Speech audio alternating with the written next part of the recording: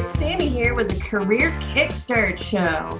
Now, I've been doing a couple of these solo episodes, which is honestly pretty new for me, but I like to switch things up, and I hope you guys are enjoying it. But just so you guys know, you can always find show notes, the audio and all sorts of good stuff at the show page, which is careerkickstartacademy.com. Now, I say that because I'm always trying to find new things to do. And I want you guys to know that if you are looking to switch things up in your career, you can definitely reach out to me and see if I have any availabilities for career coaching clients. Now, with that little bit of admin out of the way, let's get to the meat of today's episode. Today's episode, I'm going to talk about how some doors only open once.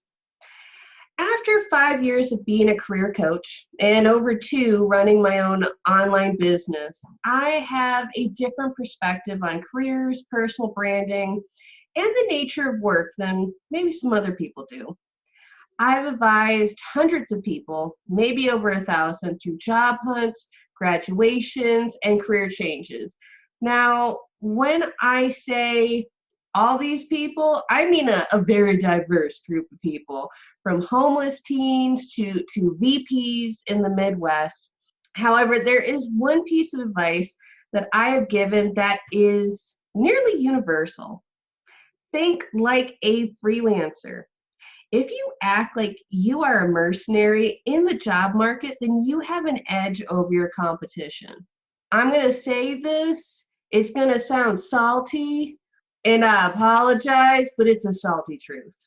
Most people are asleep at the wheel when it comes to their career.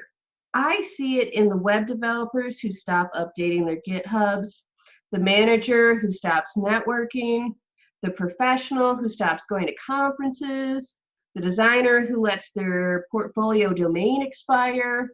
The list goes on and on. They get a job and they think the battle is over.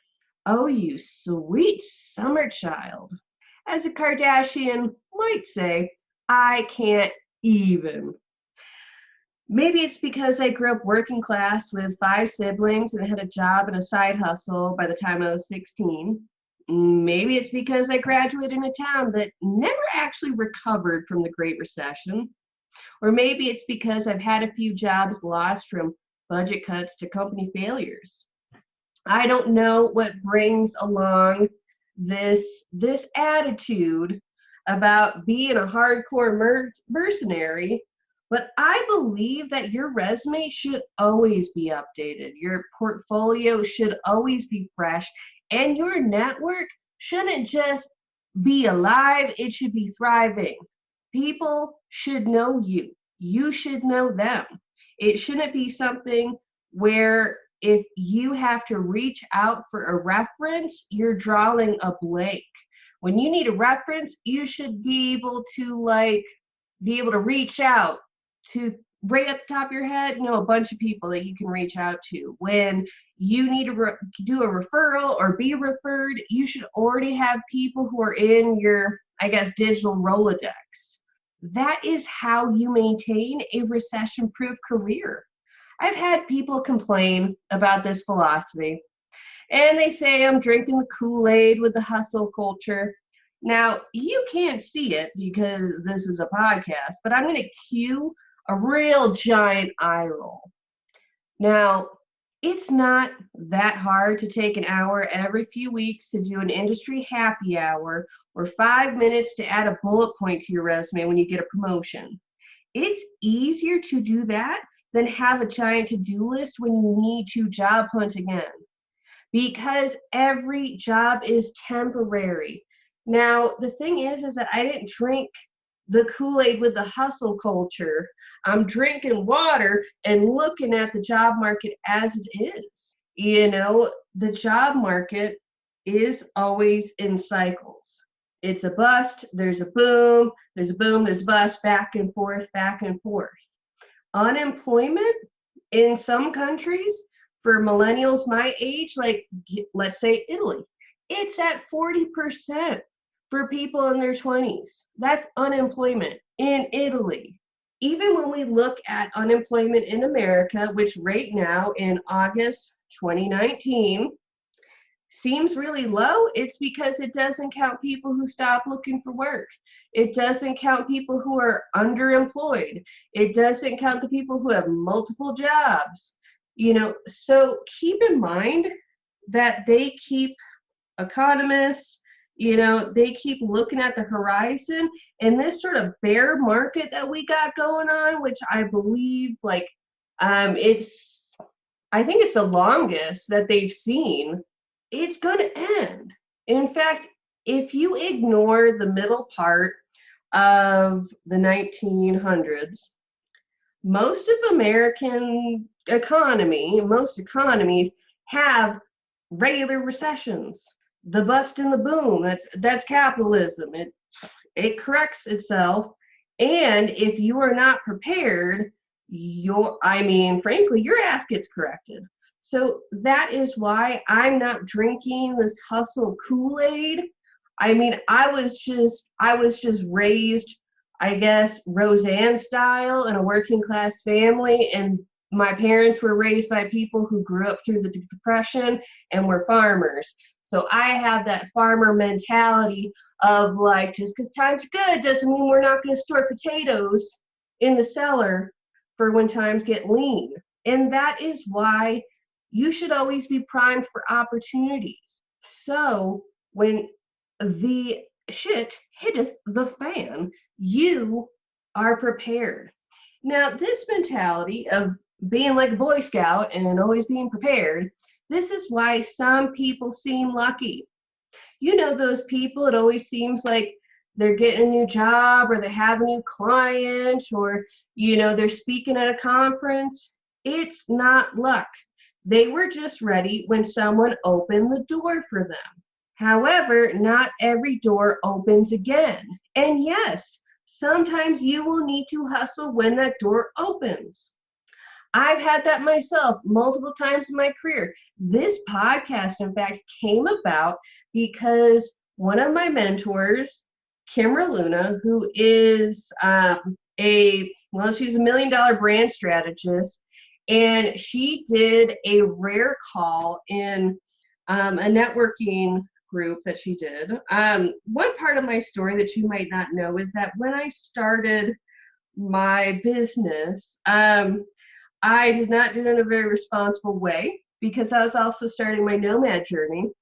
And I pretty much just packed up a bag, went to Brazil, and I just hustled my little butt off to make it all work.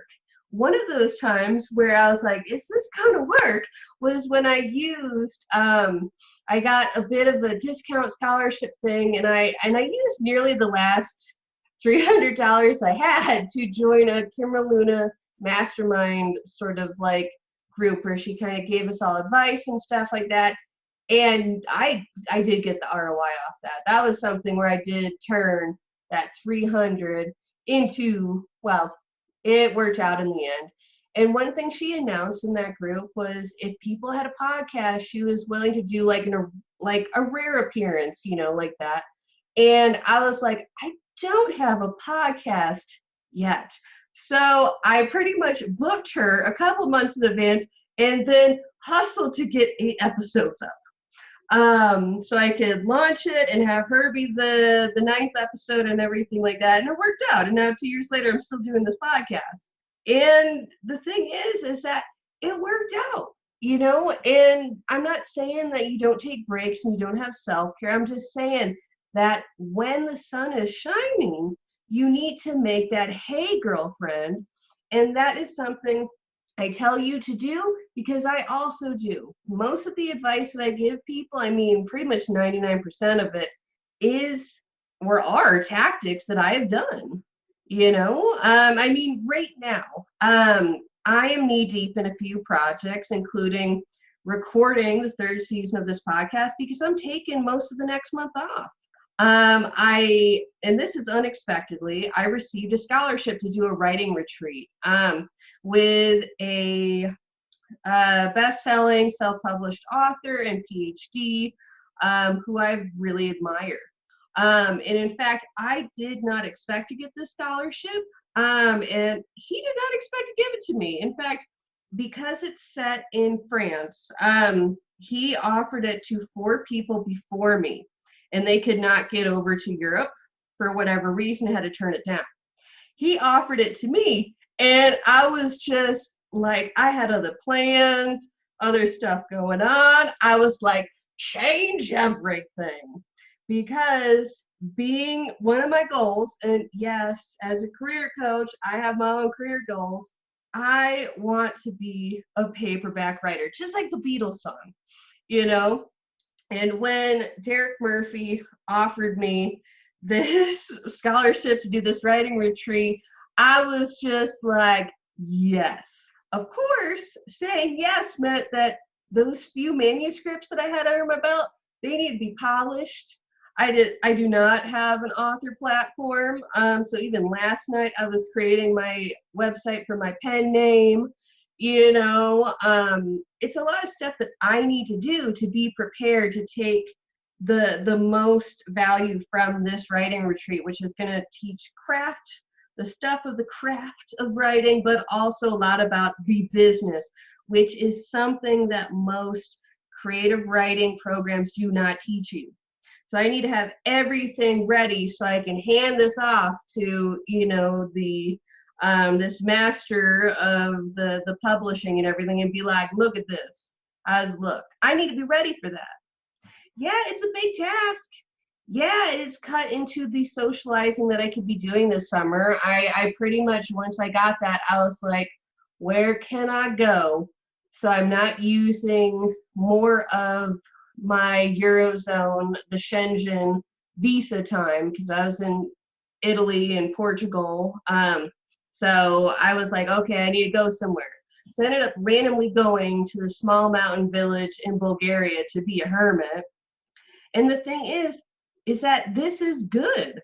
How many times would I get a chance to write in a French castle with my writing mentor and nearly a other dozen published authors? Like, that doesn't happen. And these sort of things happen to people all the time. Maybe not like French castle, but like these opportunities come to people. However, a lot of times we get afraid of maybe the work that it might entail. Maybe we're not primed for that sort of opportunity. Maybe it seems like a small thing and we don't know that if we just go through that little door, there's a bigger door behind it. The thing is that this opportunity also came to me because, well, one, I was priming myself for it. I was networking online. I took a book marketing course just for my own general professional development. And I was fresh in this writer's mind. I had met him at a networking event. I had stayed in contact. I joined one of his programs. I was there to accept, to receive from the universe, if you will. If I had decided that I was employed, I had enough clients, I didn't need any more of that book learning, then this wouldn't have happened. I mean, to be honest, why would it have? You have to put your hand out if you're going to catch anything. It was a golden opportunity for me, but it wasn't perfect. As I said, I had to rearrange a lot of things, but that can be the same for you to understand, because golden opportunities will find their way to you, oftentimes in inconvenient moments, in guises you might not expect.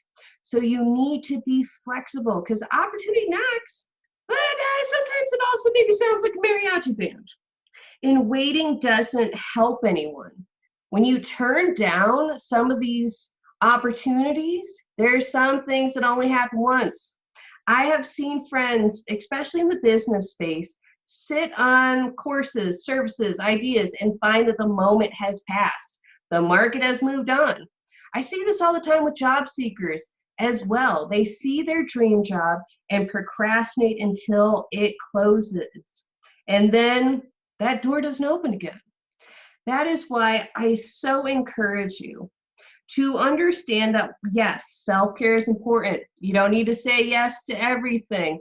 You have to be mindful of your boundaries and what you want, yada, yada, yada. Standard disclaimer, be an adult, know yourself. However, there are opportunities that don't come along. I'm not saying they're once in a lifetime, but they're pretty frequent infrequent. Wow, I cannot say that quickly, but you get what I mean. They don't come along. It's like, for whatever reason, that quote from the quality classic Disney movie Mulan, when the Emperor is telling Shang she's a girl that comes along once every dynasty. That's the thing. There are opportunities that you have to go for. So I encourage you to be like Shang in Mulan and run after Mulan. Go after that girl, because she doesn't happen every dynasty.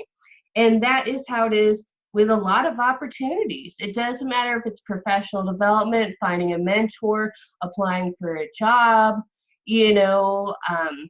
starting a business. There are some things where you have to strike while the iron is hot. Yes, you might have to hustle a little bit. Yes, you might have to say no to doing some outings. Yeah, it might be difficult in that beginning part, but sometimes you have to do that if you're going to get it. Sometimes the universe gives you a kick in the pants because you needed to get moving. And if you are ready, if you already have your resume good, you got your network primed, you got some resources and tools in the tank, then it makes it easier to charge forward when you got that opportunity, when you see that door open. You don't need to have regrets about missing opportunities when you are ready for them. That is why I so encourage you to look around and be ready for that opportunity knocking so you can walk through that door for whatever it is that is your dream.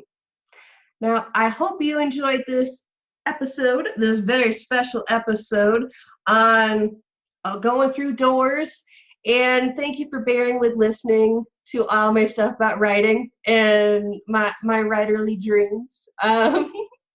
Because even career coaches have career goals. So I hope you enjoyed it. I'm curious to find out, if you want to reach out through the website or my LinkedIn, let me know what kind of dreams you're cooking up. I'm always curious to know what my listeners are doing. And I hope you have a great day. As always, I'm Sami Gardner, and this is the Career Kickstart Show. Bye. Change your career, change your life at CareerKickstartAcademy.com.